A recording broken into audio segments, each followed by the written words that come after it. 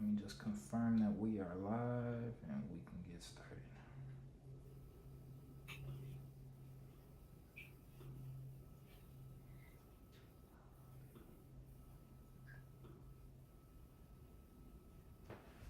Actually, I should have us hidden till we're ready.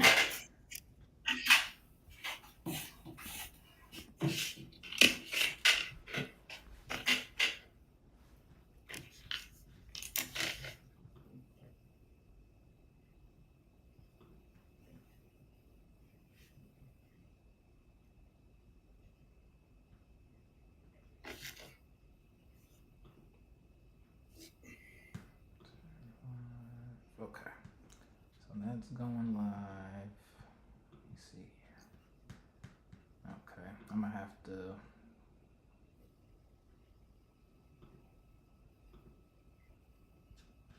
All right, yeah, the live stream on the website isn't working, but that's fine.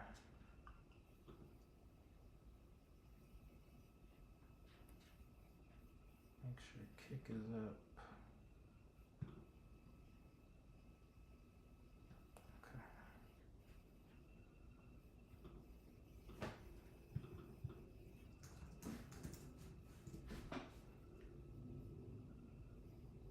Twitch. Okay.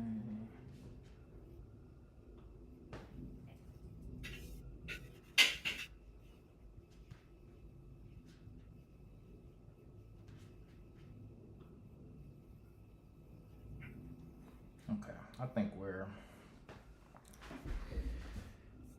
good to start. Let me just.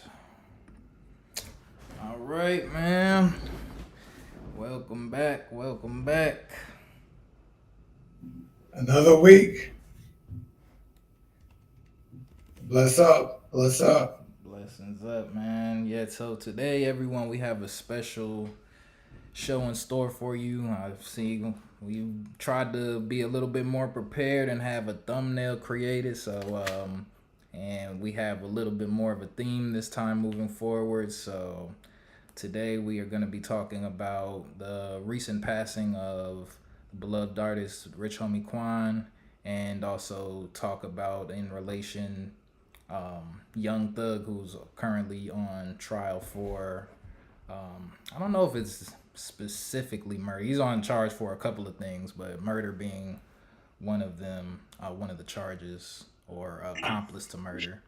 And so we just really want to take this time to kind of unpack, seeing that they both started off their early careers with each other, and we just kind of want to discuss where that lifestyle has ultimately led them, and just to highlight some of the early signs that may have given us an indication that this would be the outcome. So before we I do want to just give a disclaimer real quick before we start. We're not here to condemn anyone. We're just going to be objectively talking about the situation, how we believe things can improve from this, what we can learn from this situation, and hopefully we have some plans on how to move forward and point these signs out a little bit earlier. So, without further ado, Frank, could you just let the audience know maybe some of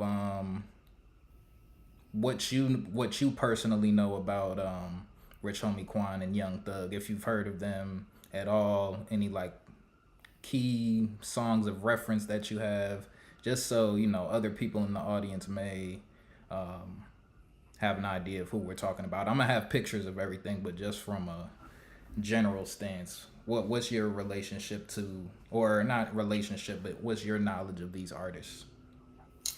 Well, first of all, this is a very important show. It seems like when it comes to popular iconic figures, sometimes they go in bunches. So a lot of us heard that in the past couple of days. One of the greatest to ever do it, Frankie Beverly. Mm, We lost him, and an iconic voice, James Earl Jones, left. And so, I definitely wanted to, although this show will not be about them, I definitely wanted to shout them out. I got to hear Frankly Beverly maybe a couple of years ago on a hot, rainy summer night, Mm. and it's amazing to see the level of allegiance that his fans had to him decades after he dropped the studio album. So I'm sure somewhere along the line, with all the music that you that you post on we the sauce, we'll be talking about that. Now, Rich Homie Quan, I think the title of the song is Flex. Mm. Yes. That song is to this day one of my favorite rap songs. Now, some people, some people would be shocked to hear that, Mm. and I like what I like. Part of why I like that song was it was just so clever. Mm. Now, I don't know if I was agreeing with everything he said in the song, right? But I thought it was so clever Mm. the way it was contrived. And I was shocked, like everybody else, when I heard that he had passed. I think between the two of them, Young Thug may have been more popular and more successful between the two of them in the rap game, clearly. And, what I found is that once they decide to take a person down, it's a myriad of different types of charges that you will hear. You might hear tax evasion, you might hear racketeering. Those are, and then you might hear a murder rap. So those are some of the typical kind of charges that you often hear associated with someone when the decision has been made to pull that person down. So you're more the expert in this area.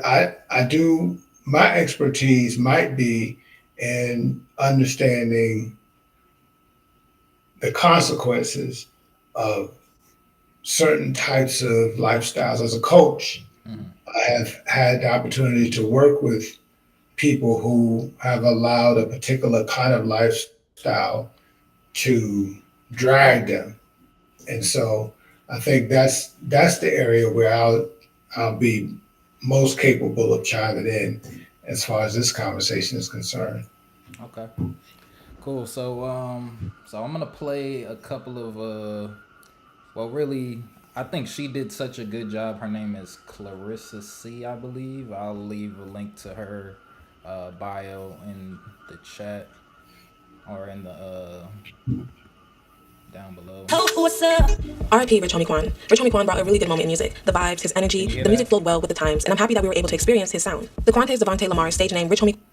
Can- I started hearing something, but I don't hear any talking yet. Okay, I just paused it, so I was just trying to make sure you could hear it. But yeah, right now I'm showing. Oh, but you can't see it though. Let me see. Oh, see, I got so many computers showing. Hold on, give me 1 second. Where is the? Oh wait, the stuff is here.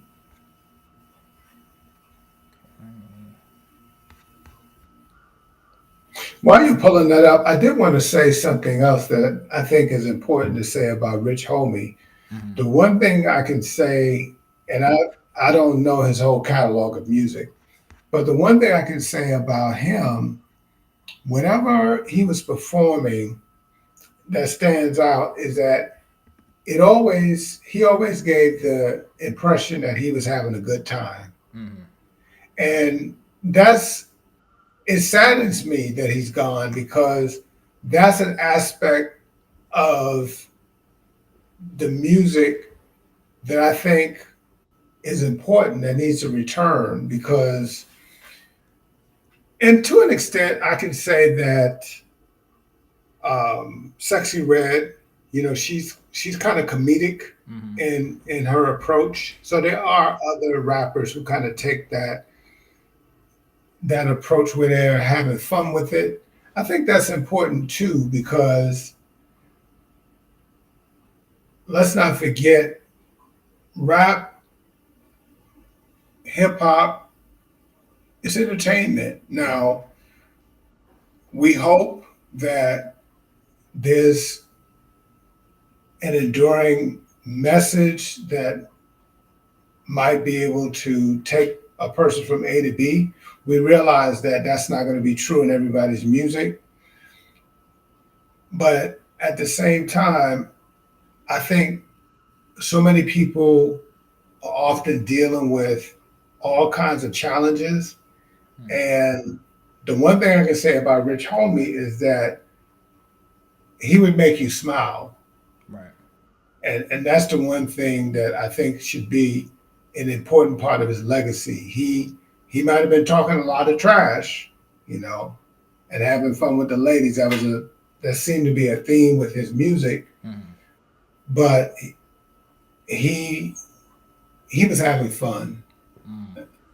That's actually a great point because I think that was him and Thug coming together is just like the most fun that you could kind of experience at the time. Like, so this was my when they came together 2014. That's my sophomore year in college. So I'm in Georgia State. I'm right in the mid, and it was a fun time. So like, this is the music you wanted to hear at the party. Like, you weren't going to any event, nothing without hearing something from the Rich Gang, the tour part one.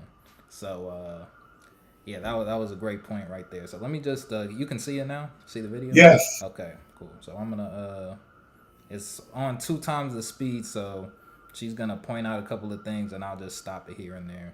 Just Okay. Quan has passed away due to an overdose. Within the past 10 years, when Quan blew up, he has dealt with a lot of issues within the industry and the streets. There was a lot going on in the gang world that ultimately led to the destruction of a friendship and the fall of his career. It's crazy because as talented as he was, and as happy as he made us with his music, he eventually fell into a depression when his peers surpassed him. Despite the dip, he did continue his success with the music during that era, and that era was short-lived, but it will be memorable for years to come. Rich Homie Quan grew up in Atlanta. He was athletic and played baseball. He was so good that he received a scholarship to Fort Valley University located in Georgia. But oops. And it actually adds pop culture, makes many references to tech. Okay. Well, I wanted to pause it right there. So let me switch back the scene. Did I hear her say that he was so good at baseball he got a scholarship? Yep. So he had a scholarship. I think to Fort Valley, I believe she said. Yeah, yeah. So I've been watching a lot of just his interviews, a couple of vlogs that people have made about him prior. So when I was sorry, I was trying to get back. So I was seeing one of the younger kids came and who has like a YouTube channel and was like vlogging his house. So he was showing them how he was living and just like his current home where I think they found him deceased at as well. So he was just showing them around the house and you just like, man, he was living. I think he said he lived in the same neighborhood as the mayor of Atlanta. So I think that's but. Yeah, he was a fun loving guy, but at the same time, it kind of shows how much potential that he was still able to tap into because I mean he was able to amass all of a nice fortune and but I think he got caught because later you're gonna see he had ended up getting up into a little bit of trouble and didn't end up. I don't think he actually went out all the way through with the scholarship. I think he had ended up dropping out to start making music. So, yeah, that was sad to hear. Hold on, I gotta just get back. I hit the wrong button when I was pausing it. Let me skip And that's funny as you finding that it's amazing how trouble will look for you once trouble realizes that you have ability, that you have talent, and we will never know. Only Yahweh knows whether or not had he went on a different track, whether he would still be with us or not. you know. Biggest hits of 2013. Several big rappers like Jeezy and Meek Mill, who was fresh off the wave of Dreams and Nightmares, helped Quan reach a new fan base by hopping on the remix, allowing it to blow up not only in Atlanta, but worldwide. The New York Times wrote that he was part of Atlanta's rising generation of rappers, and the Michigan State Spartans football team adopted Tap Away as their team anthem. Based off the success of the song, Quan was in the studio every day making connections with different artists. His next huge song was a feature with YG called My Nigga. This song was on YG's album, but it really showed Quan's ability to make the simplest lyrics sound catchy. Do you remember this song? With What? YG? It was a big. So this song came out and it said to use the N word. By the way, another disclaimer: there's a lot of cursing in the music that we'll be reviewing today. So just as a heads up to anybody watching. But this was a kind of controversial because it had the chorus with the my N word, my N word. Oh, okay, got it. You remember that song? So Yeah, got it it. was real. I would say pretty controversial when it dropped but it was capturing the feelings of that time. Like another song that you could go out pretty much anytime and hear it playing at the clubs for sure. So this was YG is from the West Coast and Rich Homie Quan's from the South. So it was just one of those songs where it's like you could kind of feel it nationwide. Everybody was in New York they were playing it. So it was just one of those songs that kind of broke out of just being an Atlanta hit. It was kind of more of a national hit. So I think this kind of gave him a really big platform. This song is another reason why he has such a big platform. And fun. And again, just like Quan's last single, this song was a phenomenon. This was during the rise of Vine also, so there was a lot of Vines using the song that helped his popularity. It's the same thing we're seeing on TikTok, but Vine definitely hit different. Then there's a remix that happened with Lil Wayne, Meek Mill, and Nicki Minaj. So you can only guess how much Quan's career was really beginning to elevate. Quan having so many eyes on him, he was building a lot of relationships. Especially being an Atlanta native when Atlanta music was on the rise. Him, the Migos, and Young Thug were around each other a lot in the studio. They would make a lot of unreleased songs, and eventually Young Thug and Quan started getting closer, and that starts the introduction of Quan. See that real quick. You see this picture right here. This was the start of, I think, the Atlanta after Gucci, really. So once Gucci got locked up in 2013, then it was really on this group right here. So Migos was starting to come out. Well, what day was out? I don't know if I was personally listening to Migos that early, but I mean they still had Future. I wasn't very heavy into trap music at this point. I didn't really understand the importance of trap music till I kind of more got to Georgia State, I would say. I was starting to understand my freshman year at GGC, just like, being outside and everything. But once I got to Georgia State, then that's when I was like, okay, I see why being in the proper environments to appreciate the Migos for what they would do to a party and stuff like that. So this picture has now 2 people passed away, 1 person's locked up, and this is Offset and Quavo. So they recently Quavo posted this picture, given in because they were kind of having some issues when the Migos broke up. So prior to Takeoff dying, Takeoff and Quavo had formed their own separate group away from the Migos called Neff and Few.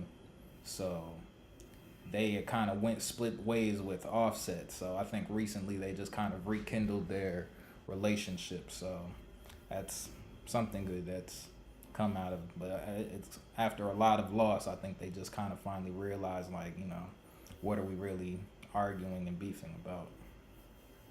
And eventually Young Thug and Quan started getting closer, and that starts the introduction of Quan and Birdman and how they became a short-lived but amazing trio. Although Quan was hitting new groundwork, he had a label that was supporting him, Niggas the Game Records, which is under Def Jam. Quan's life went. So right here, this is think it's a game. This is the label that Rich Homie Quan was signed to prior to Birdman coming into the picture. And you see this is YFN Lucci. So they kind of had a history later on with Young Thug and YFN Lucci had with the YFN and YSL. They have street gang beefs issues. So Okay. I'm trying not to talk too much about the game because I don't really too much understand. I mean, I've seen it and probably know as much as anyone who like follows it, but I don't really want to speak on it, especially just living in the area. I don't really too much know the politics, so I was just giving that little bit of wife and Lucci on who's on the left side is someone who Young Thug had beef with later on. Okay. From 0 to 100, and with that came the fast life. This was the initial start of Rich Homie Quan's drug use, but eventually it would worsen the more successful he got. Being introduced to drugs by his TIG family, which was allegedly Trinidad James. Oh yeah, man, I was on Mali every day. Oof. Listen, geeked up, bite down. Listen, bro, I felt like I couldn't do a show or a song without being on Mali. When did that start? When did the habit start? When the habit started, shit, on the road. When I first got the road, on the road, the $800 show, I ain't drink no liquor, no lean, no none of that. You know what I'm saying? Shit, after some type, before some type of way, we was doing so many shows, I couldn't stay up. So I just people like, but I got something to keep you up. That motherfucker kept me up, and you know, It's a machine after that. If you don't mind, That's where babies come from. if you don't mind, who said that to you? Who said they got something for you to keep you up? Was it somebody from the industry or one of your friends? family member. Oh, family member. It's them. It's them. So boom, pop the Molly. I'm sweating. You sweating? Is this before you was rocking with Trinidad or? No, this by the same time. After like he said, I'm like, what Mali? Let me see what they do. They ain't sweat for real. You know what I'm saying? Like, I'm telling you, like it's very real. This around the time I started. You know what I mean? Because I wouldn't take them at first. Then I was taking my brother every day, man. And I knew like. So this was one of the main clips that I wanted to speak about. So this was Rich Homie Quan on the Matt Hoffa show or podcast. I'm not exactly sure if that's the name of it, but Matt Hoffa's the A-Mike on this show. And this clip had started circulating after his death, of course, finding out that it was allegedly drug related. I don't know if they've done like autopsy reports or anything yet, but yeah, it was talking about he was here talking about his introduction to drugs, and I think that happens to a lot of artists is once they go on to the road, it's such an adaptation or such a change in lifestyle. Like now you used to waking up whenever, like they might not have ever had like a real schedule, and now you gotta be up, you still trying to have fun, you young, and you're just kind of going city to city, so you're trying to do everything and forgetting that you need energy to perform. So I think that happens to a lot of young rappers, and that's one of those things where I think he also mentions that, like, yeah, you don't have a coach for that, like it's you and your friends who are just now getting paid a couple of $1,000s to come to a city and do what you would like to do, thinking you're just turning up, singing your music, but it's really a job. And so I think those lines, especially in the music industry, those lines get blurred about professionalism, because now you're doing this recreational drug to kind of help do your profession. So now it feels like it definitely becomes a need, because you feel like without doing this recreation, now you can't perform your professional obligations for in order to get the money. So kind of becomes and that's just to show how fast that lifestyle is. Getting you're getting paid a lot of money, but it takes a lot out of you, and if you're not trained to that, or nobody kind of gives you the pre-prep before you go on the road, then you can end up in a very dangerous situation. So you just said, when you use that word train, you made me think of all of this in a different way. Of course, the Olympics just passed, and we've been having Olympics for a while now. I don't remember whether this was the 50th or the 60th. I don't remember where we are with the Olympic events at this point. But what I do know is that people, whether they become Olympic swimmers or what their sport is, they have people who are working with them to coach them and prepare them and guide them, who have, in many cases, had experience so that they could guide them. And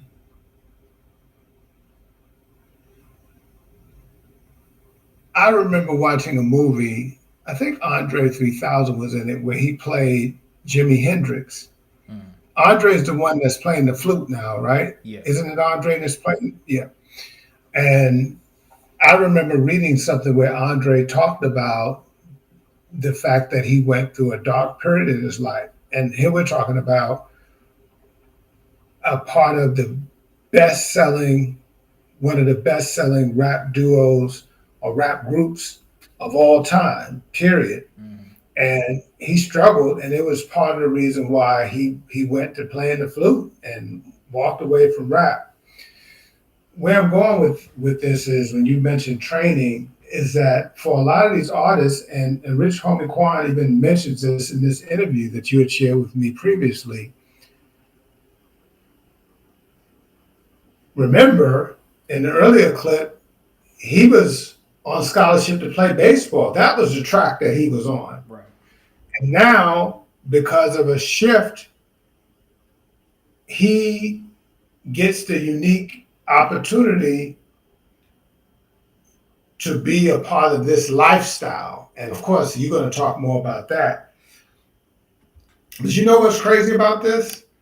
A lot of these guys and girls, they never really get a chance to truly enjoy that lifestyle. Yes. I could put all toes down on that. Very few of them get a chance to actually enjoy. So you got the cash coming in, you got the funds coming in, but you're on this wheel. You're in the rat race. And the drugs in that movie that I mentioned, where Andre plays Jimi Hendrix, just like you mentioned, Jimmy gets introduced to drugs. Now, a lot of times with these artists, as a part of their lifestyle, they try drugs. Because if I heard, even though you had it going at warp speed, if I heard him right, he said that originally he wasn't using drugs. And then somewhere along the line, here comes drugs introduced to the process. Maybe somebody saying, hey, man, you need this to stay up. Right. You know, I heard Diddy once talk about staying up for 2 or 3 days with the aid of drugs, because, you know, the part of the culture teaches that you sleep when you're dead. Right. And for many of these artists, that's exactly what happens. You know, Jimi Hendrix dead before 30, if I remember correctly. So many of them dead before 30. Club. But go ahead, man.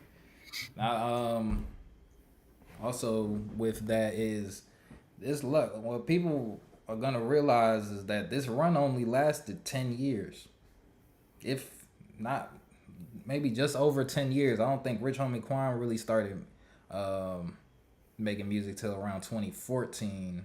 For real, I think his first hit might have been towards the end of 2014. So yeah, it's 2024, and you know, so just think about how much it really costs you for a 10 year run. So yeah, I'm gonna continue this video. Like, my attitude was saying, I'm bucking on my mama. You know what I'm saying? I ain't showing up to family events. Like, yeah. I just the money, because I feel like my mom, it's all good. I'm saying something. I'm saying, like, it was a thought. I knew I was lost in the sauce. Like, if When you coming down off the shit, it's like, yeah, like, you're like, I don't want to talk to anyone. Anyway, you know this, so then I'm already this cloud over my head. You're like sneezing coming down off that shit. I went about black curtains all in the house. I knew I was tripping, bro. I did not want the sun to come up, bro. Facts. I brought, it was black curtains all in the house. In 2013, his mixtape Promise to Never Stop Going In is considered one of the most critically acclaimed. His ambition was at an all-time high, and so was his relationships. He had the singles Blah Blah Blah, Get the F Out My Face, and his most notable Walkthrough. This is your brain when you're struggling to focus. Yeah, that was so 2013. I misspoke. So yeah, just 11 years. I bought a nigga bitch named Jimmy, better tell him get the fuck out my face. I be feeling like the man when I walk through. Can't tell him what you saying when I walk through. Walkthrough being his most memorable single that continued to propel Quan's career as it became an anthem. He collabed with Young Thug and Birdman on this project, which was the start of a growing relationship, which also led to label issues. Rich Homie Quan was signed. Okay, so now this is also where I want to introduce the concept of Young Thug. So they, I guess, linked up into 2014, I believe, or maybe early 2015. But this would mark, so for once they tried to, and I'm just using lifestyle. I'm not saying that what they were talking about in lifestyle or even on that project is like any foresight onto what happened, but being young in that time and understanding what we, because I'm in college and I know things that are right to do, things that are wrong to do. There's different temptations going on all around me, and so there's certain decisions that you have to make and certain decisions that you see other people make. And when you take into account, sometimes people like, dang, they getting so much money, I need to do whatever it takes to get that much money. And it's like, well, or you just try to start competing with people who, where it seems like they're making exuberant amounts of money.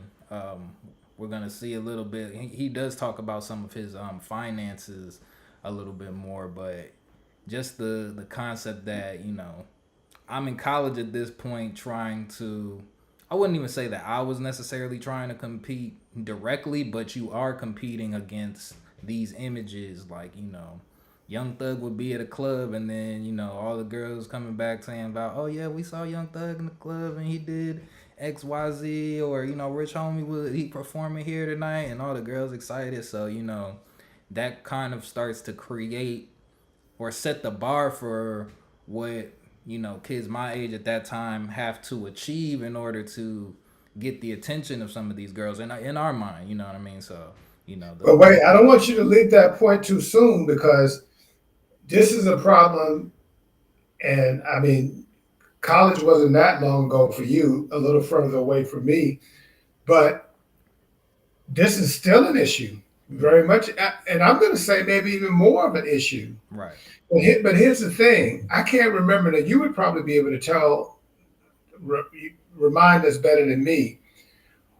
But I can't remember if it was,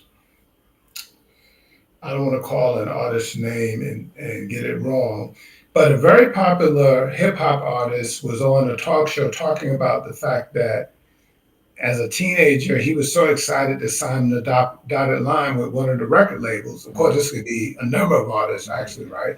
What I'm about to say. And the deal was so lopsided.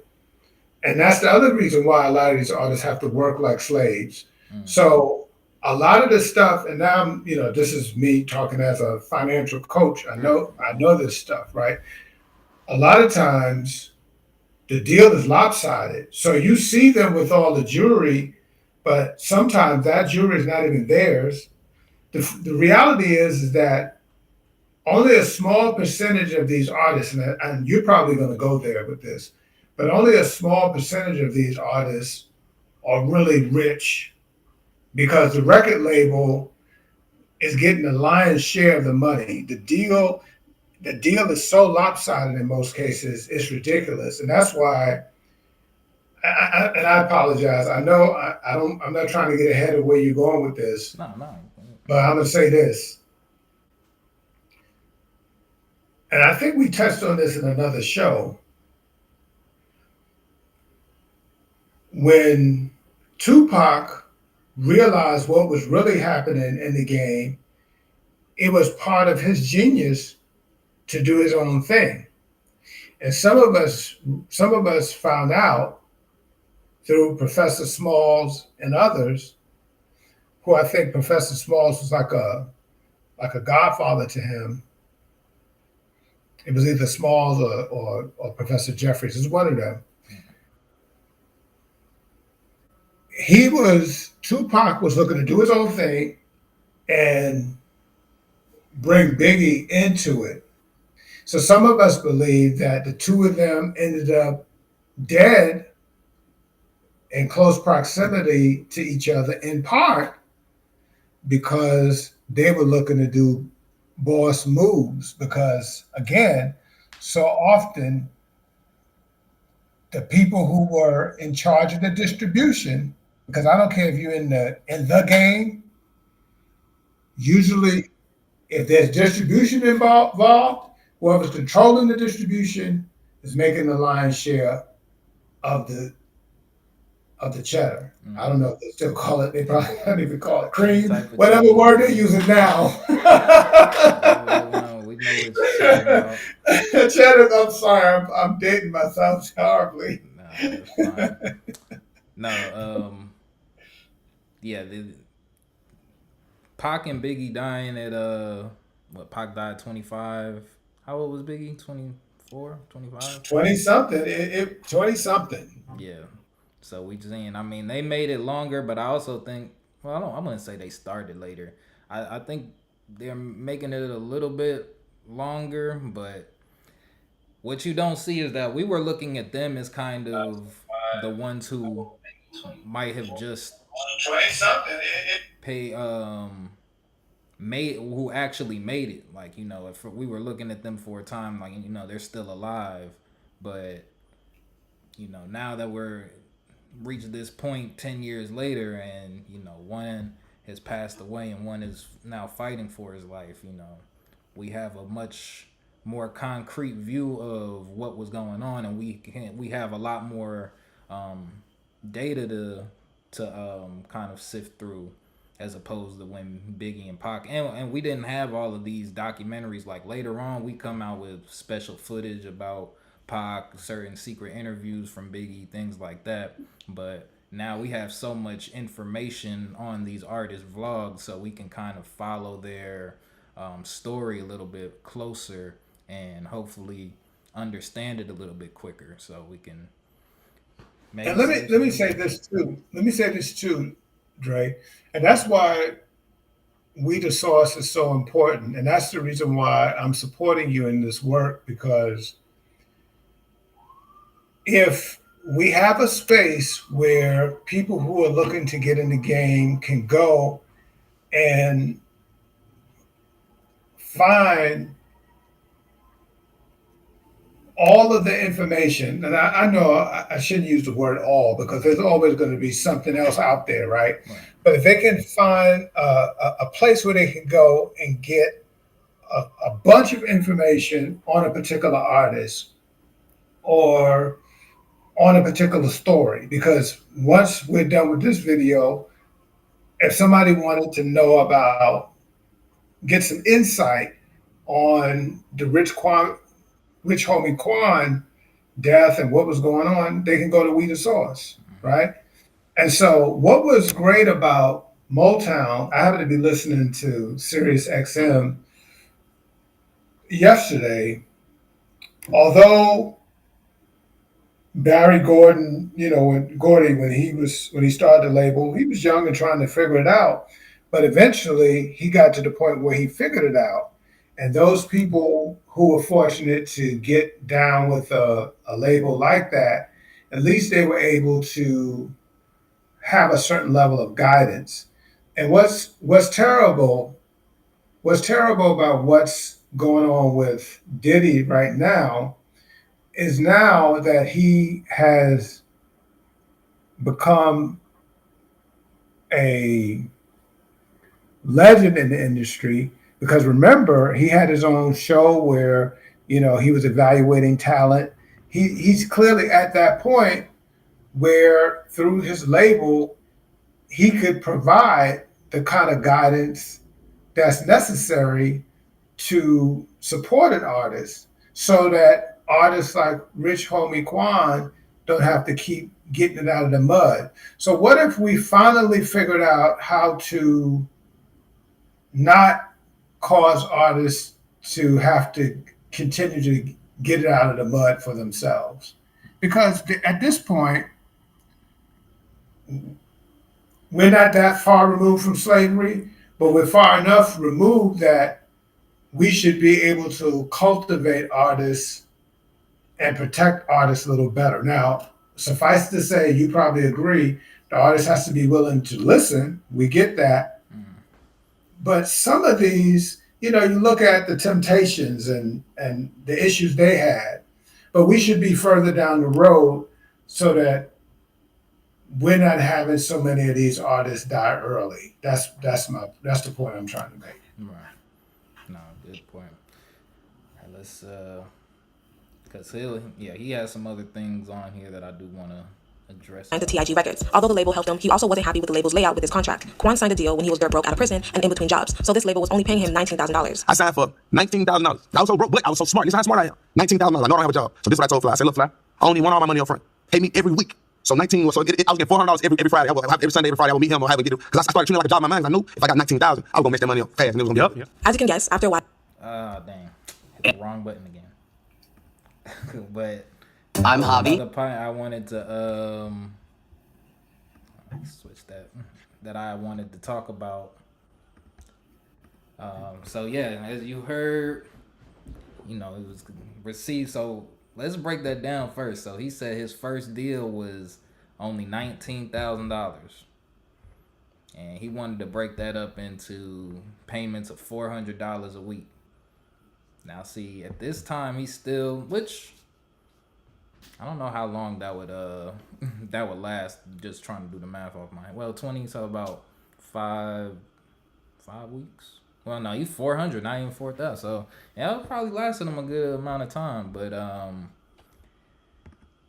you only making $400 a week, and having the probably at this time still having chains or just living life, because he's fresh out of jail, so, and he's still working a regular job, but I think you still have that fake it till you make it mentality. So you're like, well, if I'm getting $400 next Friday, I can go to the store, buy something. But which I and I'm gonna give him credit for having the foresight to know not to get all the money up front. But just because you're not giving the money up front doesn't mean that you're still planning to do the best things with that money, is what I'm mainly trying to get at. So I don't know exactly what he was spending his extra $400 a week on, but that's also that's one thing I did want to bring up.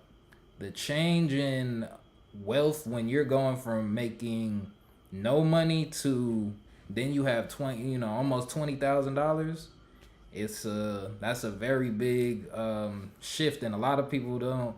They're like, $20,000. Like when you get nothing, when you really just hustling for some money and you getting a couple dollars here, a couple dollars there. Getting $400 a week is the stability that a lot of people don't know. Especially young men who've never worked a job for real. So having that consistency and having a somewhat of a paycheck like that, something that a lot of people, and also when you feel like you're not even actively working for that money, you kind of getting paid for the name, for the person that you become. So you're thinking you're just getting paid for your lifestyle.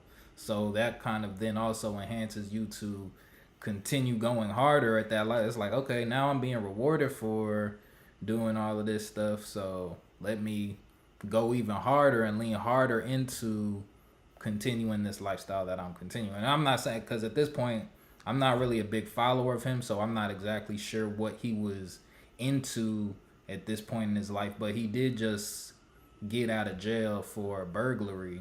So that's just kind of speaking to the lifestyle that was kind of being reinforced right there. But Dre, just think about what you just said. Here's a guy,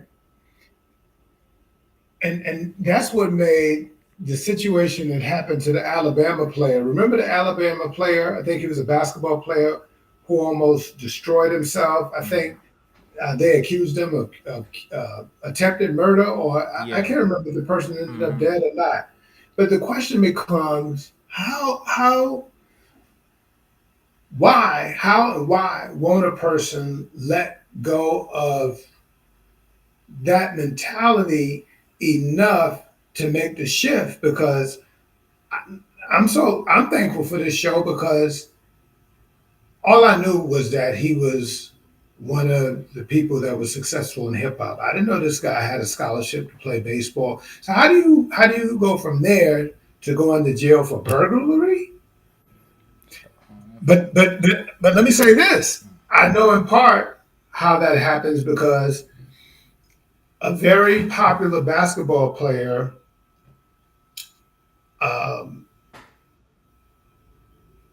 his name always escapes me. He was one of the most prolific shooters in the game during the early 90s.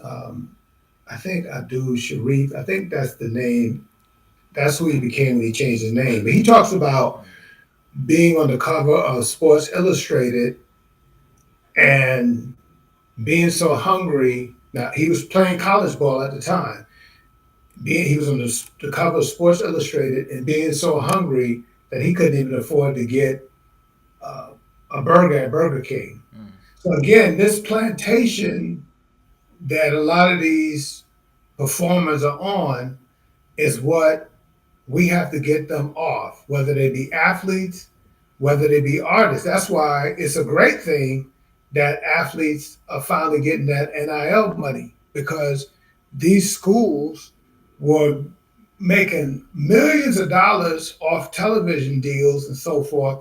And these athletes who were working, I mean, getting up early to practice and stuff, they weren't getting any. So I kind of answered my own question on how possibly he ended up, he maybe he was hungry and he figured he needed to steal something. Now I'm not justifying it. I'm just saying that if he was a scholarship athlete, he should have been on a better track so that he wasn't even thinking that burglary was an option. Actually, bringing up the baseball, because remember I did mention in my text I wanted to talk about extracurricular activities as well. So, I was thankful enough to go through a really good football program in Gwinnett. And I think seeing how well of a system that Gwinnett football was, it wasn't so much about the players were good like that, but they had actual people coming into the county to try and get on a Gwinnett County football team because the track that it led to D1 colleges. So I remember the difference between being at Grayson High School and Archer when it had first opened was how many recruiters were coming to that school. So some of my friends who were on the team, their fathers started setting up kind of pipelines from Archer but those had to be established. And but with that came a lot more attention to athletes who they felt were capable of making it to the next level. And with that, you saw them put an extra coach, make sure that they're getting their classes done. So I think those extracurriculars kind of help people in the long run. And that's just for me to say, like, people make sure that you're putting your kids into some type of extracurriculars or control the extracurricular. You don't have to put them into football per se or a sport, but if they don't get the extracurriculars through their school, they're going to get it somewhere else. And if you're not providing it for it, then it's going to be the street life. And, I remember once I had stopped playing football, I recognized how much time I had on my hands. Now, I got a job at that point delivering pizzas, but I could have just been, goofing off and, just finding anything to do. Now, I wasn't really in an area where it was easy to get in trouble. I don't feel like you kind of had to go searching. Like I was never in overtly gang infested areas.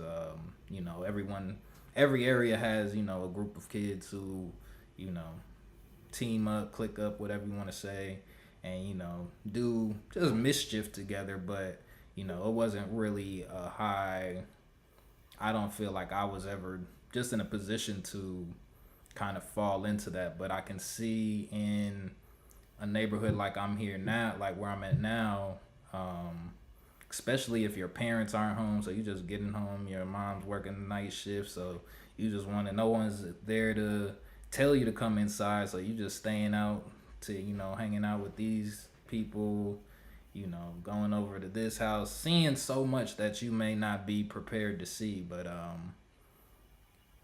just keep in mind of the extracurriculars that your kids are going to be involved in. So let me continue this.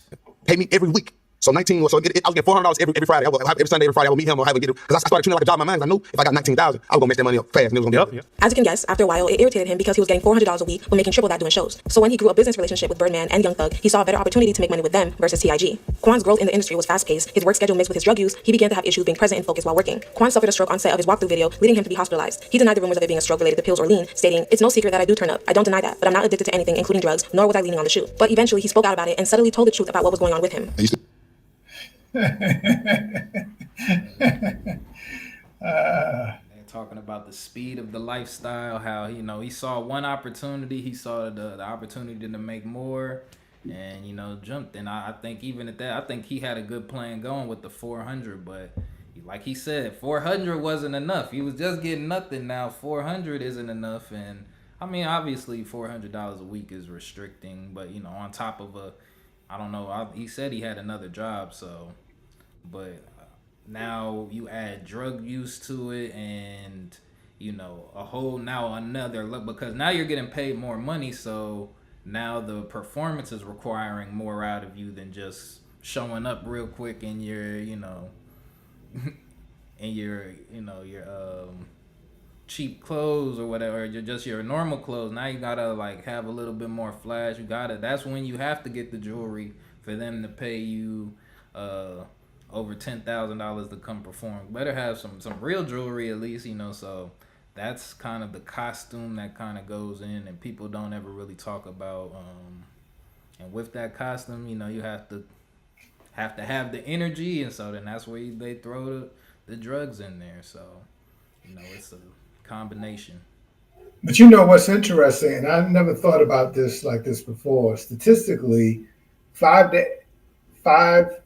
to 8 out of 10 lottery winners are broken within 5 years, mostly because there was no education to support this windfall. Mm-hmm. But guess what? I never thought about it like this until this show. These artists who run into this type of capital suddenly without any training, they're no better off. In fact, they're worse, because at least with the lottery winners, they can disappear, because as far as people knew, these people didn't have any money. So those people just vanish. These people, they don't have the luxury of vanishing if they plan to continue in the industry and continue getting the fame. Because let's not leave out the important part of this. Part of what's driving this is the fame part. Right. The applause, the fans. And so they have to also, as you mentioned earlier, keep up the appearances. And then everybody in their family knows or assumes that they have money. Mm-hmm. Of course, everyone knows that, MC Hammer is famous for sharing how many people he was taking care of at the height of his career. Hundreds of people. But right there, that's the, I had some statistics up. Right now, 96%, I believe, of all black-owned businesses are sole proprietorships. Sure. Sure. But right now, with the money rappers are making, that's supposed to be actual business. So absolutely, when we get into those, it's not being formed correctly. And see, I would love a $19,000 business loan. That would help me tremendous, but it's hard to get your hands on that type of money. So it's easier to get a rap deal, or it's easier to get your hands on some valuable drug paraphernalia that you could use. So, and that's normally what leads. So it's like, if those are the only big things of high commodities, I guess, that we see available to us, or the high sums of money that we see available, that's what we quickly gravitate to. So. Wow, you said a mouthful, Dre, because what you just said, I don't know if you really realize it, what you just explained is why so many of these guys stay attached to the streets. Because, if they, which most of them are not attached to a major label.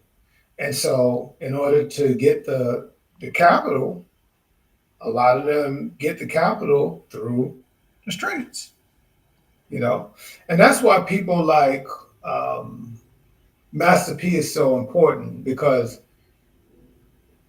he's done. I'm sure if he was sitting here with us, he wouldn't say he did everything right, but he's like a poster child for how to go from the bottom, you know. And he's got his own cereal, and it's just phenomenal. I mean, and I'm glad that he's actually teaching courses because hopefully people like him and others who've been able to ride the wave can teach the next generation how to actually do this.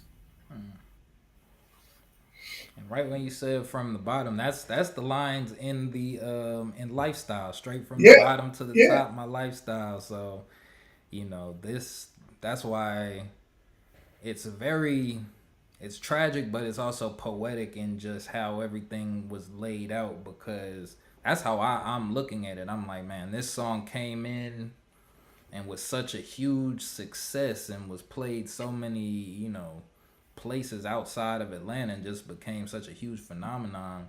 And you know where the road that lifestyle led them. We really now have the full picture from that song. Are you gonna play a piece of the song? It played. I think it played a little bit of it early. I'll play it again towards the end. I did want to. I don't know if we'll have time to break down the lyrics to it. It wasn't anything too pro. They're just talking about regular getting money stuff. The lifestyle. Yeah, so it's like we already know what it's about. But that's my thing though. We already knew. Most people, I think my age, listened to that and was like, okay, that's unsustainable. But 10 years later, it's like they still it giving off the appearance that it's sustainable. You get what I'm saying? So, a lot of people my age were tricked into thinking that that's the way that it's like, oh well, Young Thug and Rich Homie Quan is still making it, and then that's also because I'm not even saying the younger kids were even listening to Young Thug and Rich Homie that way. They might have heard a couple of their songs, but now they have new influences. I was gonna, if we have some time, I was gonna show some new kids from the same area as Young Thug, right around, they call Cleveland Avenue, Cleveland Avenue. So just kind of showing like how the cycle is starting over again, in a sense, with the younger artists, because you hear what they're talking about. And like I said, I don't know if we'll have time to get to that today, but it definitely we'll start to show the next generation, and see if we have any pointers or points where we feel we can help this next generation come up. You know what I'm saying? Get up, bro. It's just a blur. I don't even remember it. Yeah, see? And I felt like the walkthrough video. Video, man. I fell out. Like, it was so crazy. Like, I don't even remember the season. I didn't remember waking up in the hospital. My whole face blessed. I swear to God, like, right now, look at my face. I just look like I'm gonna fall out. I look like I'm seized right now. When Quan and Thug became a duo, they were together making songs for a few years. After the release of Promise to Never Stop Going In, Quan was dropping back-to-back music with Young Thug under Rich Gang's name. The song Lifestyle was a mega success. Just like Walkthrough, you could not get away from the song. The song went #1 on the urban charts, and Complex named the song #2 on the list of 50 best songs of 2014. Then you had the singles Tellin' Lies and Milk Marie.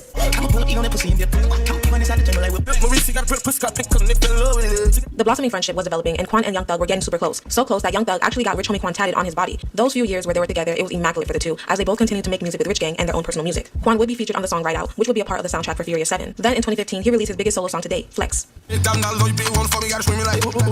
His songs continued to increase his popularity due to Vine and how it created dance crazes. Unfortunately, the short-lived romance between Young Thug and Quan would not last. Young Thug was getting involved in a lot of street situations, and that includes the people around him. In 2015, Lil Wayne's tour bus got shot up. Jimmy Carlton Winfrey, also known as Pee Wee Roscoe, was Young Thug's manager. Allegedly, he got into a disagreement with Lil Wayne and was removed from Compound. Shortly. Okay, so I do want to kind of introduce Thug into the conversation. Now, I do know that Young Thug was rapping before Rich Homie Quan, but just since we were focusing more on, this is more of it's a tribute to Rich Homie Quan, but also kind of starting over from here, and just but it's mentioning the combination of both. So we didn't really get too much of a backstory today on Young Thug. We've mentioned Young Thug in previous episodes though.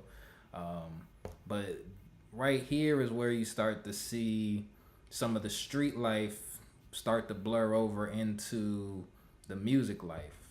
And like we said before, one thing that I had noticed when I was in school was that, you know, artists who would get big record deals would at the same time become somewhat of, I would just say, kingpins on the streets. So it's like, okay, so now you're taking the advance money and you're trying to flip the advance. So you're not so much interested in making that advance money stretch, but you looking to invest it and get something else out of it, which leads to a whole new thing. So, but that's also where it's almost like you have to do one to get to the other. So it's like, okay, now say that I have no place to go, I'm on the streets. People want to hear my story. I tell my story for 20,000, and then I take that 20,000 and get something that I can quadruple my money with. So that's a lot of people's mentality, and then that's also why you see the game attracting so many people with sketchy backgrounds. So, and this is just kind of, I mean, I would say alleged. I don't have any necessary any real proof, but it just seemed to be a pattern I noticed. And I'm not saying Young Thug did that or any, because I really don't know, but I just understand that that's kind of how money can flow in different ways. So, But I think it's so important that this conversation is going on, and you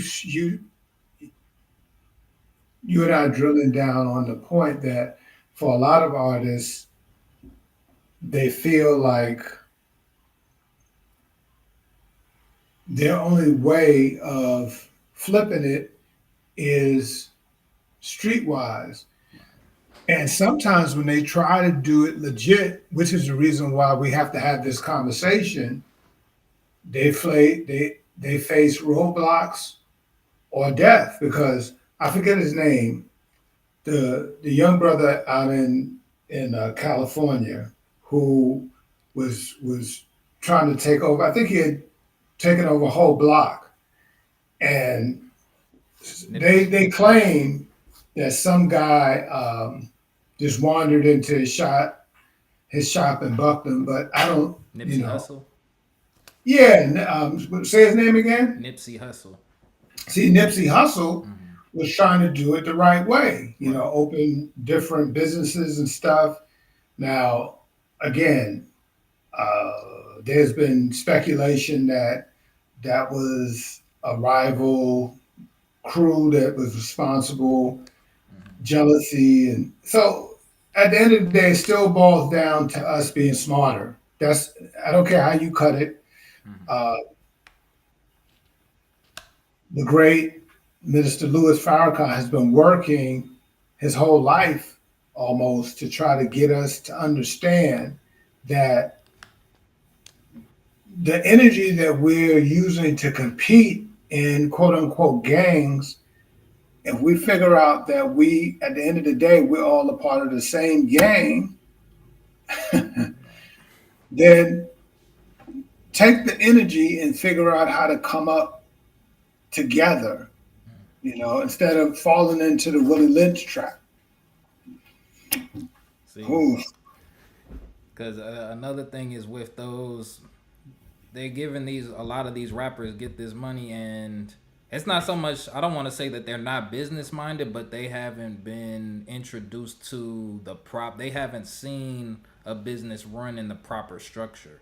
So in our community, the only true ideas of business that we do have is from drug dealers or knowing someone who's a kingpin. That's the only kind of role models that we've been given from our community. We've never, I'm trying to think of like a business person. I mean, Jay-Z, I feel like Jay-Z was also old, not so old in the game, but older in the game to where when he did come in, he had somewhat of a different perception of what business was, and he was able to successfully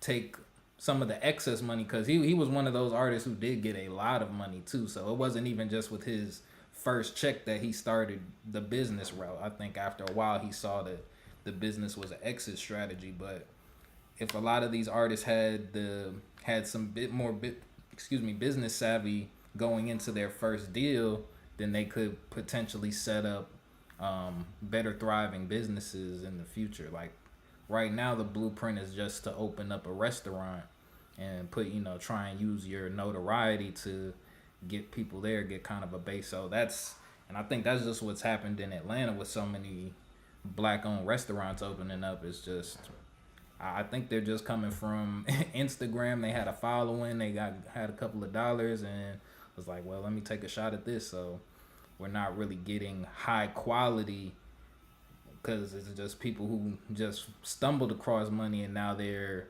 trying to figure out how to spend it, instead of people who want to legitimately wanted to start a business their whole life and already had a plan and just needed the money. So it's like you're giving people without a plan the money, and the people who have a plan don't get the money. So Now there are some. Now let's bring it full circle. As you're talking, I'm thinking, because you hear me talk about Master P all the time, but there's others like Ice Cube. Ice Cube, he's got the Big Three tournament. He's been doing movies for years, and so there's some other. And so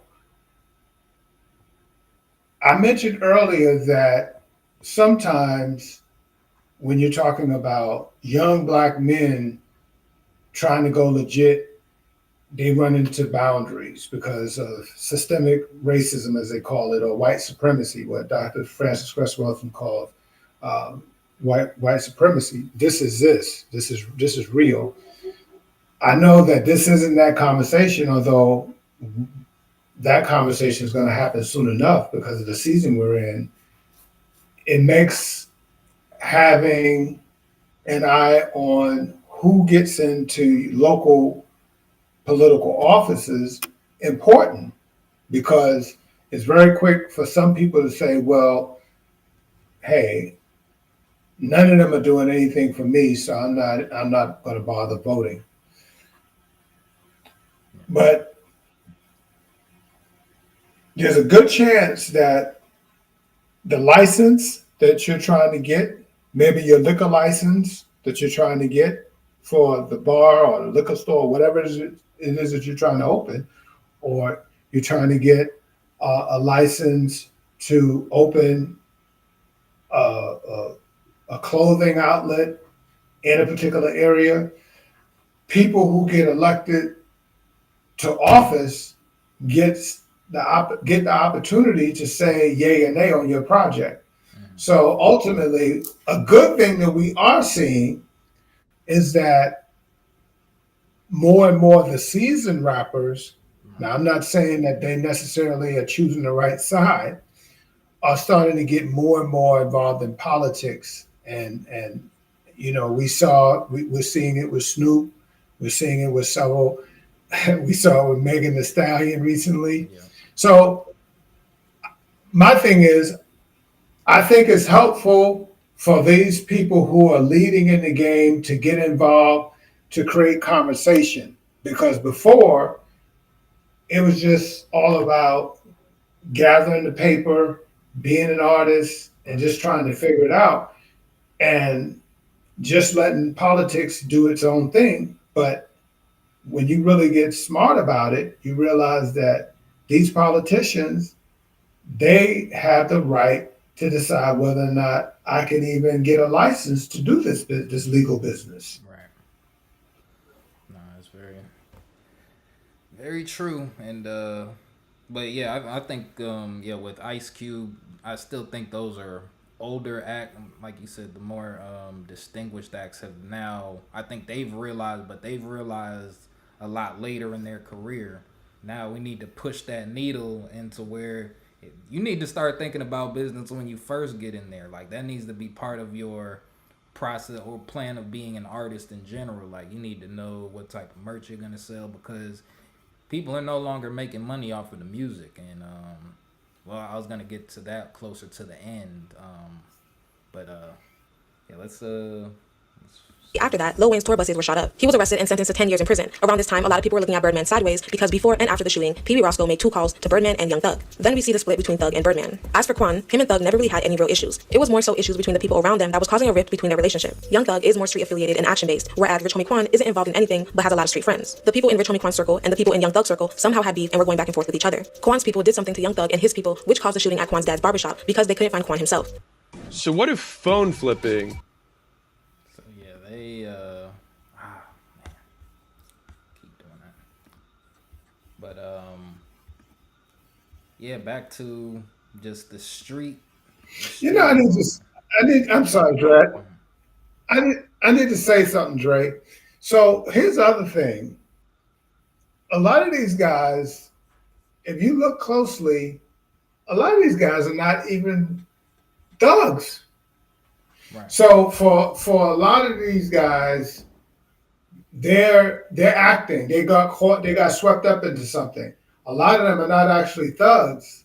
Now some of them are, but a lot of them are not. A lot of them are not actually thugs. That's what makes this even sadder. What if we could figure out how to do this, as you're saying, the right way, so that people who want to do business can do business and not feel like they have to pander to a life that they really don't want to be a part of and really don't know anything about.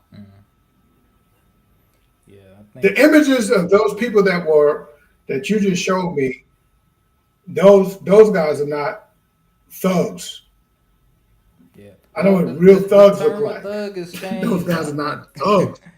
I think also Young Thug had a very big impact on what a thug looks like, because the reason Young Thug's music was so popular was because people believed he was doing the things that he said he was doing in his rap, so people felt the authenticity.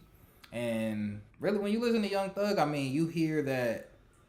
To me, he always gives off a very sinister vibe, but it's like I think I was trying to say, in like trap music is like you just have no other. It's like you've relinquished all fear and are just moving forward with whatever you feel willed to do. That's kind of the energy that Young Thug, like, it seemed like he had seen some of the lowest of lows, almost like Bane from Batman, like, you know, born in darkness, molded by darkness. And so, you know, the things that he would say, and, you know, him just not caring about, you could because a lot of people would think that Young Thug was gay, and he's like, you would think I'm gay, but I'm still, you know, doing the things that make other people afraid. So, you know, he wouldn't even really feed into that, and that's part of the reason him and Rich Homie Quan kind of fell out. But yeah, no, they don't look, but that's what the young kids today look like. You wouldn't think they're not dressed like gangsters per se, but you know, there's certain things that let you know that they really don't care about your feelings or anything like that. So let's see. This is YSL Woody. This is part of Young Thug's court case recently. So in this part, they find out that Rich Homie Quan's father was shot at by YSL Woody here. Not taking the news against me? That's right. Me and Threat shot up Rich Homie Quan dead barbershop on Bankhead. I don't know what happened with Threat and Rich Homie Quan, but I'm a ride with my brother. And they was beefing. And yeah, we put up and did it. Okay. Why did you and Threat shoot up Rich Homie Quan Daddy's barbershop? Because I'm a ride with Threat. Okay. Did Threat tell you why he was shooting? I'm asking no question. I just said let go. And when Rich Homie Quan's barbershop was shot up, was that in September of 2014? Do you remember? I don't know when. I know we went up there and shot it up. Okay. Was it before Nut was killed? Yes. Do you remember what happened the day that you and Threat shot up Rich Homie Quan's daddy's barbershop? What you mean? Do you remember that day? What led up to you going to the barbershop and shooting it up? I told him to go do it. Draco mad. He like, you fucking keep scaring my language. He was talking, he playing like we somebody to play with. And I was ready. I had him choppers on deck. We went to send a message. What time did you go and shoot up? I ain't telling you that. Okay. You said that you wanted to go send a message. What message were you sending? We ain't the ones to play with. Did something happen between Rich Homie Quan and Threat prior to you all having to go send a message? Yeah, but I don't know nothing about it. So how do you know something happened if you don't know anything about it? Because I can't say for facts if it's the truth. As revealed by YSL Woody for Young Thug's RICO trial, as he admitted to committing the shooting. As a result, Rich Homie Quan's father was hospitalized. For a moment, he knew things were getting really serious, and he had the thought to quit rapping. A really bad situation recently where your dad got shot. Yeah, man. How hard was that getting that type of news? That shit that was pretty hard, bro. You know what I mean? I've been trying to talk about it, but like, that shit that was hard, man. You know what I mean? But at the same time, I got a career still in hand, you know what I mean? And at the same time, my career doesn't stop. You know, so, you know, I go see him every day, you feel me? Like, to this day, my dad still is in the hospital, bro. You know what I mean? Like, we still in the hospital? Yeah, he's still in the hospital. You know what I mean? I've been in the hospital 20 months. You know, like, that shit, it hurt me, but at the same time, bro, it's like, and like, I came to a point where like, I want to start rapping for a moment, bro. But at the same time, I thought about it, like, shit, if I don't rap for my family, and if I start rapping, like, I got people who's on salary who gets paid, like, if I start rapping, they can no longer feed their family. You know what I'm saying? I know that was probably real quick for people. I know it's on 2 times the speed just so we weren't taking up so much. But he said a lot right there. So his father got shot for one, and his father's hospitalized. But which would also, he's not able to really fully process, as we could see. You know, he's out here still doing interviews, still having to live his life like he was explaining. He's like, I can't stop because I have other people on. So, you know, he's trying to run it like a business where he has other people who he's paying. You know, he said he got people on salary. So it's like, I would assume there's something in some type of medication in the cup. You know, so he's having to cope with this in real time. You know, this is stuff that we're watching. People, you know, people lose their, or, you know, someone's father gets shot, you know, you can call off of work for a couple of days, take some PTO. There's no clocking out of this lifestyle. So, you know, this is one of those things where I'm sure if he didn't have anyone to really talk to, that, you know, he probably on times would take a pill here or there to, you know, help him get into whatever mood he needed to get into. So once again, speculation, but this is just kind of how it seems like those things, and a fast lifestyle, that things could play out. Yeah, and you know, when you use the term speculation, you remind me of Michael Jordan's dad getting killed. I mean, it's very sketchy, the circumstances around his father's death. Right. And so again, in this very high level game that gets played, there's some really sketchy characters that make the rules up. And so part of what we're trying to do is open the lines of communication so that there's another level of understanding in terms of what is really going on. Because at this point, this could have been, you know, we don't know if at a point like this where his father is shot, he may be afraid in fear for his own life. You know, this is when a lot of people turn harder towards the drugs, and, you know, so we know at this point he said that he, in an interview that occurred later, he said that, you know, he had already been introduced to Molly at this time, so, you know, it's safe to assume that he was on it during this interview. So, you know, we don't know how strong that addiction became during this time or how much it was being abused at this time. So, you know, it's just a lot that can go on. Yeah, I'm gonna try and. You gotta think, bro. Listen, bro. My grandma just died last week, bro. My dad in the hospital, bro. The mama that raised him, bro. I can't even go to her funeral, bro. It'd be a lot of Do you feel after that situation? Do you feel like you need to get more security? You need to protect yourself more? You know, I wouldn't say that. Coming that close to home? No, it ain't even that, man. Niggas know, bro. Niggas know, like, bro, I ain't no hoe, bro. I don't know if the shots were for me, bro. You feel me? But, like, whoever did it, bro, like, man, that shit was lame, bro. Young Thug was beefing with a multitude of sets, including Wife and Lucci. Wife and Lucci's mother house was shot up. For Thug's RICO case, he was being accused of ordering the hit and gloating about it in his song Bad Boy. Mr. Williams got into a beef, if you will, with another rapper by the name of Rayshon Bell.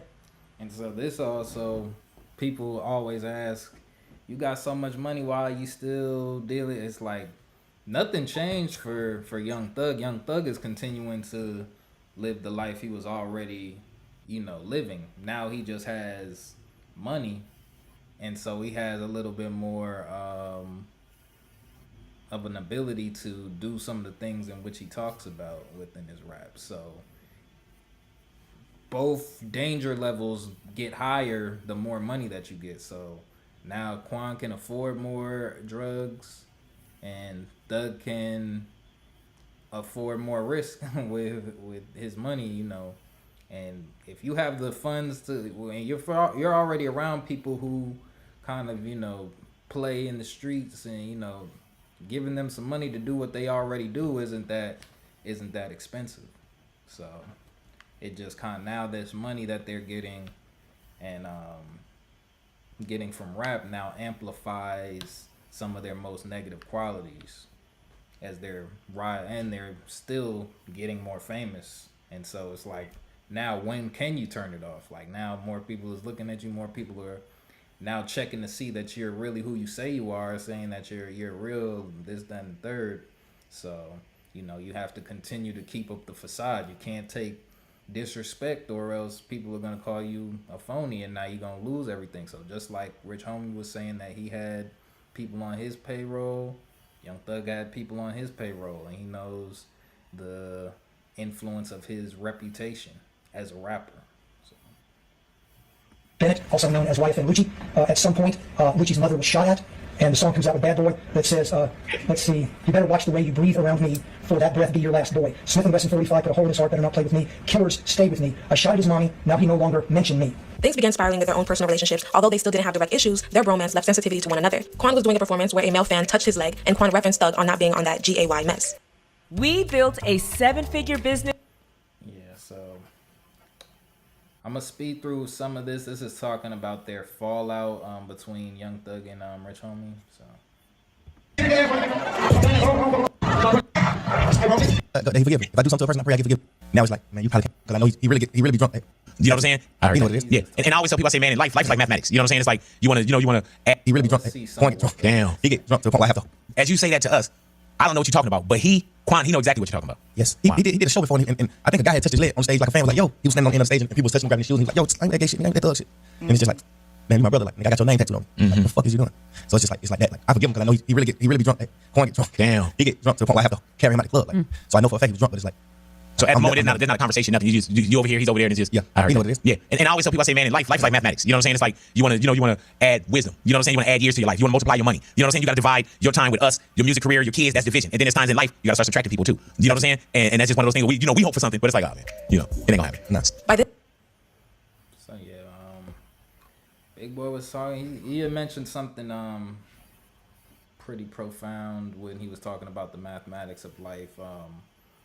I still think the way that they fell off, I think it was the confidence that Thug had just with, and they were also having just issues, both being big stars and, you know, wanting to drop their own music and stuff. So that also led to them kind of parting ways creatively. But yeah, Young Thug was in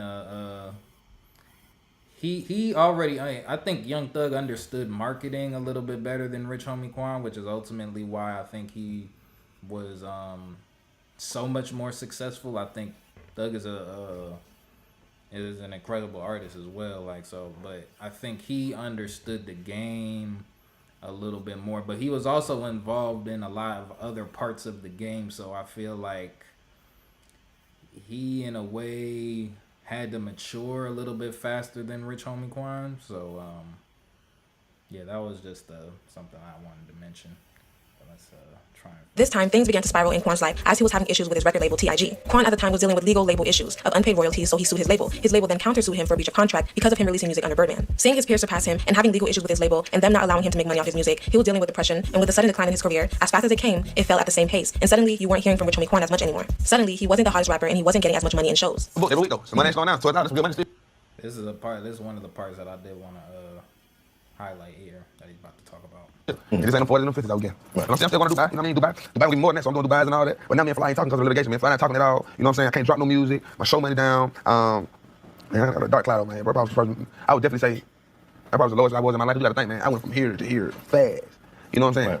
And I blame myself, and it's growth. And I know it was my fault. You know what I'm saying? Like I might have said some shit 6 years ago in the interview, cussing nigga out, and I ain't the same Quan no more because like I've grown. So even if I did, I tell a nigga, man, don't fault me for that, bro. You know what I'm saying? I'm growing, man. You know. With his father getting shot and his friendship and career falling, at first his addiction was to help him. So yeah, with him saying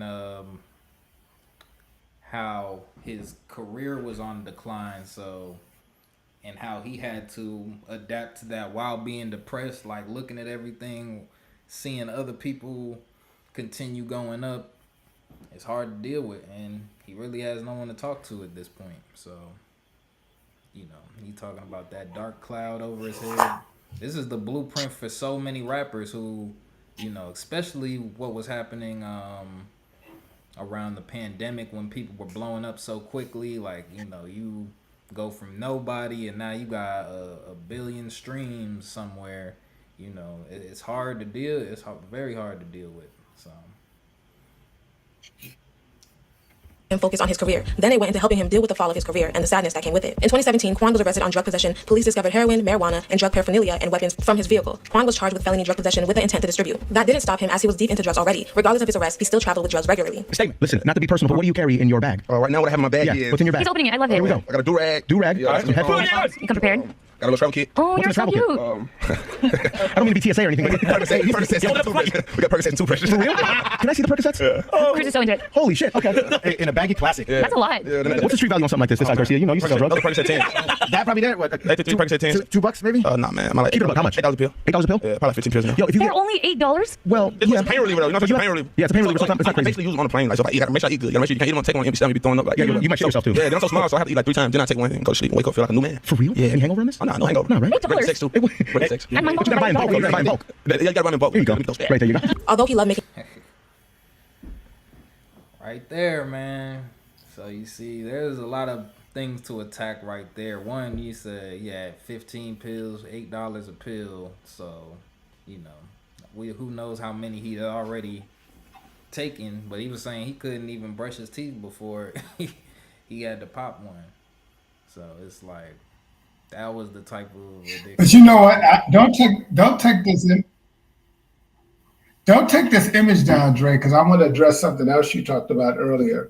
Because usually, you know, as men, we look at it from the side of us trying to keep up with Thug and whoever, which I'm grateful that I never was trying to keep up with any of them. They were just entertainers to me. Mm-hmm. But the other concern I have is for the young women who somehow think that they're gonna come up by hanging out with these guys. Now, if you listen closely to what they're saying in their music, this is the best of it right here.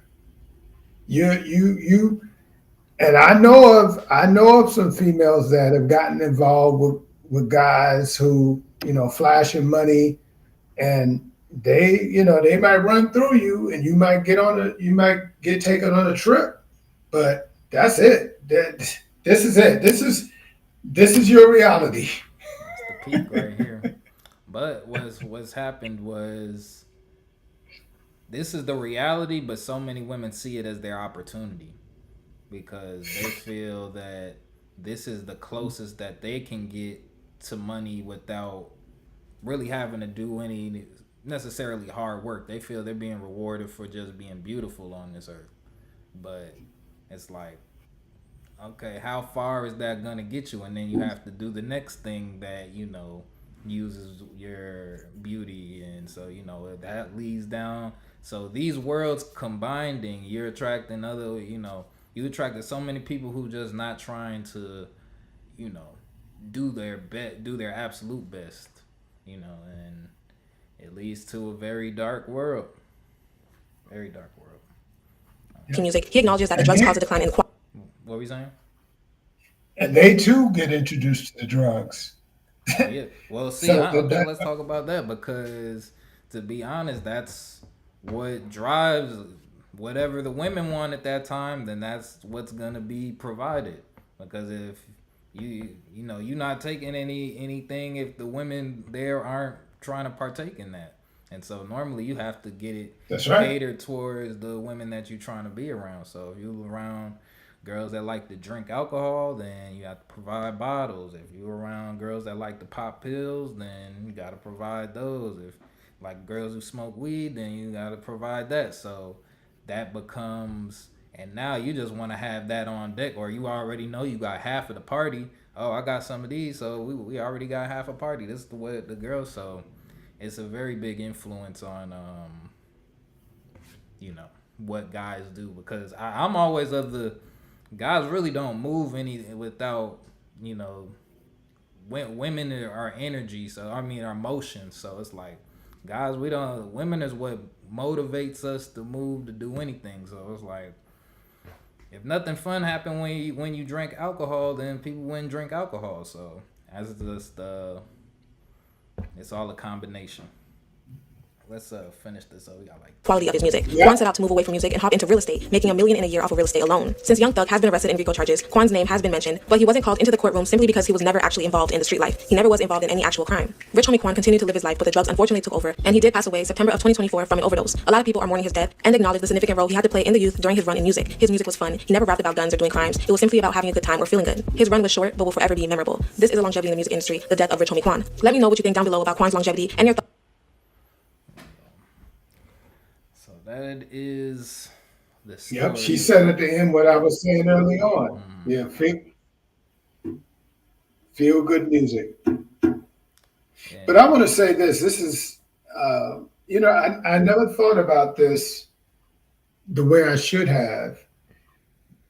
But earlier you said we have to have a way to help people to move forward. And I believe I have one product that can help them. I wrote a book that dropped a couple of years ago called The Hustler's Guide to God.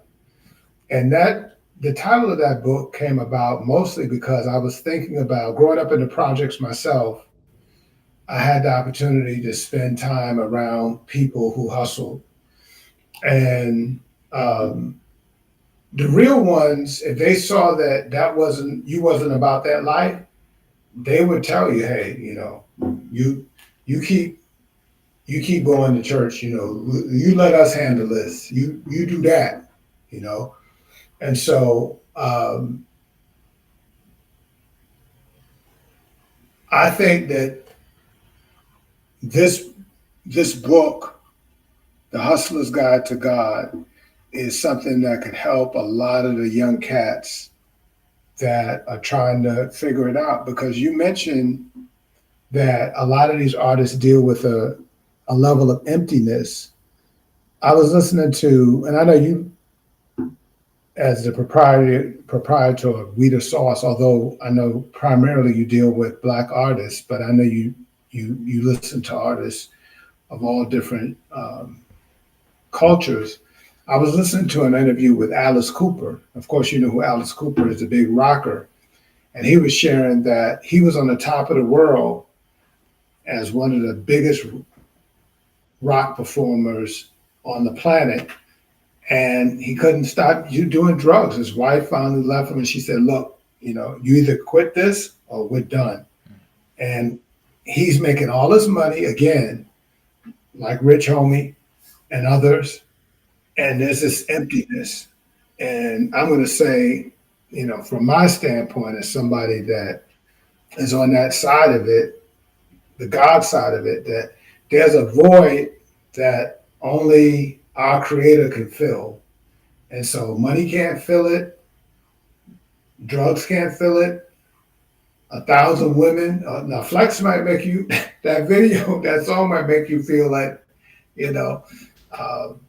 Shabba Ranks had a song with a similar theme also, but there's a space that only our Creator can fill. And so people have different ways that they make that connection. Right. I happen to be a Christian and I take that route. So I just, we're all trying to do our part to help end this, born in 1989, gone way too soon. Way too soon. Definitely. I think that might be a I mean, because there's a lot more that I do want to talk about, but I don't want to get off into too many more tangents. I do think we covered a good amount of the overall situation that we were trying to talk about. We didn't too much talk about Young Thug. Mainly, he's still fighting an active court case, so there's just certain things that I wouldn't feel right talking about prior to them being proven in the court of law, or just talking about it prematurely. But we can, just the fact that he is currently on trial and could potentially go away for the rest of his life is enough to say that this lifestyle obviously is short-lived. So we're talking less than just maybe just over a 10-year run for well, I mean, obviously Thug was right. You know what? I got an interesting challenge for you as a music aficionado, because my observation about Rich Homie Quan is the same that the young lady had, and I didn't even know that her video existed until you shared it today about him creating feel good music. Well, the legacy of Frankie Beverly is feel good music. One of them died at 77, and one of them is gone way too soon. It would be interesting to kind of take a look at Frankie Beverly's career, and what are some lessons we can learn in the legacy that he created as a feel good proprietor, and what we might be able to do to help artists coming up to make feel good music that's not gonna put them in the ground prematurely. Yeah, because Frankie Beverly didn't make a studio album since I think the 80s. I can't remember the last time he made a studio album, and my friend just came from a concert about a month ago. So there's a disconnect happening between what is being pushed in hip hop, which is, I think, a part of the reason why you're doing this, and what was being pushed with the music that Frankie Beverly was, and his lifestyle. Going back to that term lifestyle again. Right. So there's more to be said. I don't think it's ironic that these two feel-good artists are passing at the same time, but with a juxtaposed lifestyle.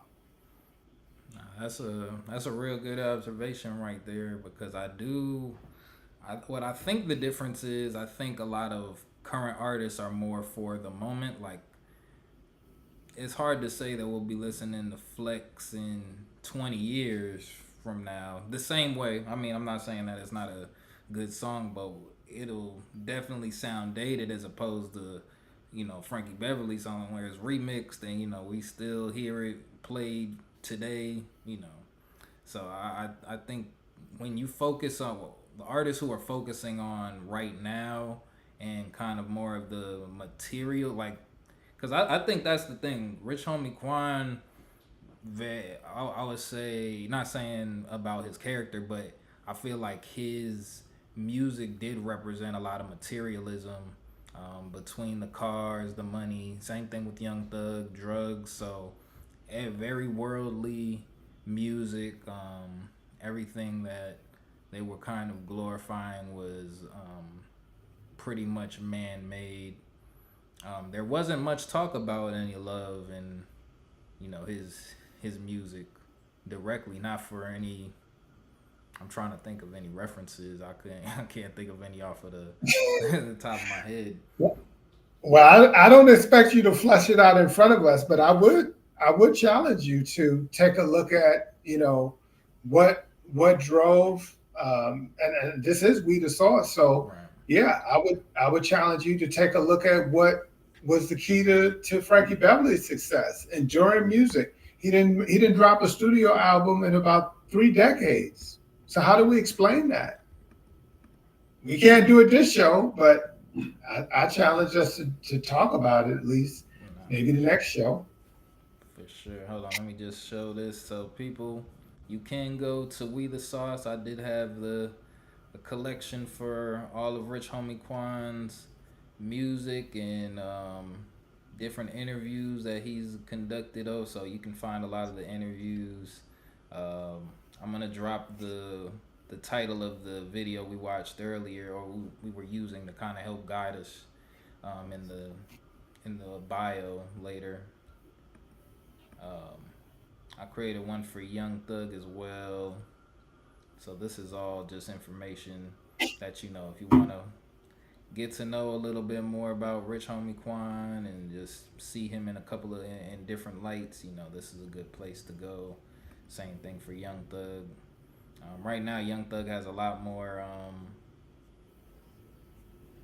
has a lot more content just because he's very big in the news currently with this court case. So, and a lot of people like to talk about his style because he's a lot more controversial. So, have a lot of opinions all over the spectrum for them, and I'll leave these links in the bio as well.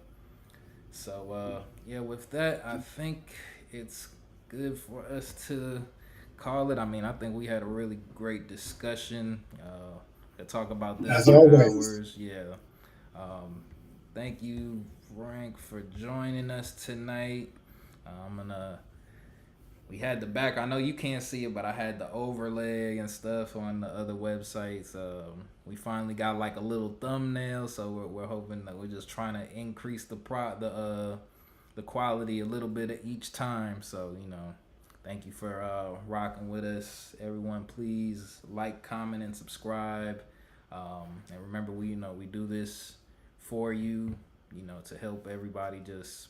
We're trying to facilitate these conversations. So, you know, please join us in the comments and share your thoughts on what you feel, what Rich Homie Quan meant to you when you first heard him, what Young Thug may have meant to you, what you hope for Young Thug, what you hope for the future generation. No, have these conversations with your family members so we can, you know, start to we can figure out what the actual problem is. Oh, I think we lost Frank. All right, good night, everybody. Well,